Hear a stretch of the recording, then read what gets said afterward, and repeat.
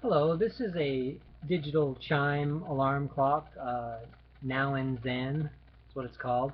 And a friend of mine just gave this to me because it was broken. And I found two wires.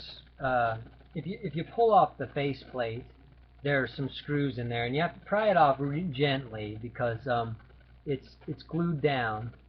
So I just pried it off real gently with a knife, and there's a couple of glue strips in there, and eventually this little brass piece comes off, and there are 4 or 5 screws in there, and then the wood piece will actually remove from the electronics, and I could see that there were 2 wires that had been pinched, uh, so I wasn't getting any power up there, but it's about ready to chime. I've got it set because I'm running it for a little bit. I want to get a good test in it, and then I was going to tell you one other thing I learned about it.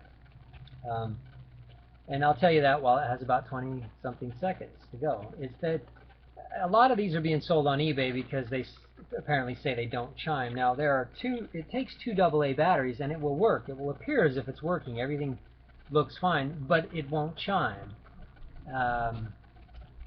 It also needs a 12 volt. There it goes. It's kind of clammy. It was just like clonk. I really like to hear a good ring. If you know anything about me, I like a good, ah, the sky to open up, and that's not gonna open up the sky.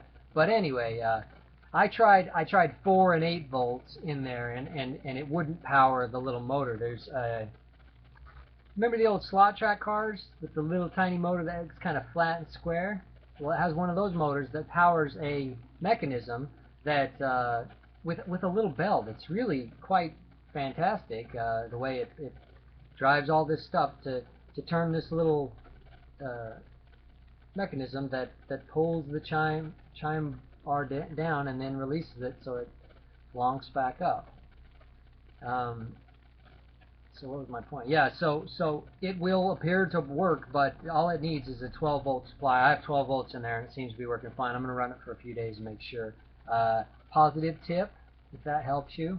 Um, Other than that, there are 4 screws in here that'll bring this whole unit out, and you can take it all apart. It comes apart pretty easy, and I just extended the wires and soldered them and sealed them and everything. So it is working now. Um, I think my chime has lost a little tension maybe or something because it's just not ringing the way I'd like it to. So anyway, thank you for watching. That seems a little convoluted.